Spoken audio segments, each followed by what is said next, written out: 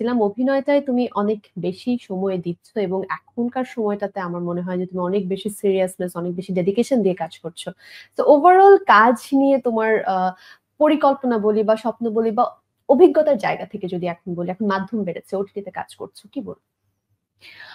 কাজ তো অ্যাকচুয়ালি আমাদের মাধ্যম অনেক বেশি বেড়েছে, অনেক ধরনের কাজও হচ্ছে, বাট নাটকটা আমি যেভাবে দেখি বা আমি হুম হুম যেভাবে চিন্তা করি, আমার কাছে মানে নাটক হচ্ছে এমন একটা মাধ্যম বা কাজ যেটা হচ্ছে পরিবারের মানুষ একসাথে বসে খাওয়ার টেবিলে বা একসাথে যখন সবাই ফ্যামিলিরা হ্যাঁ বসে হ্যাঁ গল্প করে বা অবসর সময় একটা নাটক দেখবে।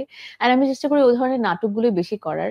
আমার নাটকে ম্যাক্সিমাম ক্যারেক্টার গুলো থাকে হচ্ছে, আমি ট্রাই করি পোট্রে করার যে একটা মেয়ে যে ফ্যামিলির খুব আদরের, হুম আম বাবা মার অবাধ্য হয় না, তাদের ডিসিশনই তার decision. And at the same time আমি আরো এরকম মেয়ের ক্যারেক্টার প্লে করার চেষ্টা করি যারা অনেক ইন্ডিপেন্ডেন্ট এন্ড ফ্যামিলির হাল কখনো ছাড়ে না, ফ্যামিলি পড়ে গেলেও তারা চেষ্টা করে ফ্যামিলিকে পুল করে তুলে তুলতে।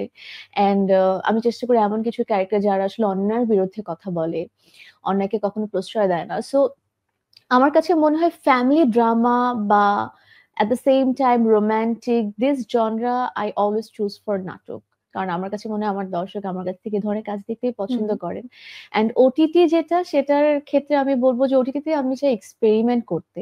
এজন্য অনেকদিন ব্রেক হয়ে যাচ্ছে। আই থিংক আমার ওটিটিতে আমার এখনো ঠিক মতো গল্প। লাস্ট কোন কাজটি হয়েছিল? লাস্ট আমার টিকিট টিকিট। টিকিট করা হ্যাঁ, হয়েছিল। খুব হ্যাঁ, ইন্টারেস্টিং একটা হ্যাঁ, কাজ খুবই ছিল। হ্যাঁ, সো আমি যতগুলো ওটিটিতে কাজ করেছি না কেন, বলি, হুম নিঃশ্বাস, কুহেলিকা, টিকেট, সো এগুলোতে আমি ডিফারেন্ট ডিফারেন্ট ক্যারেক্টার প্লে করার হুম চেষ্টা হুম করেছি because I think this is the platform for experiment, যেখানে একজন আর্টিস্ট সচরাচর যেসব কাজ হুম। করে সেটা বাহির থেকে কিছু কাজ করতে চায়।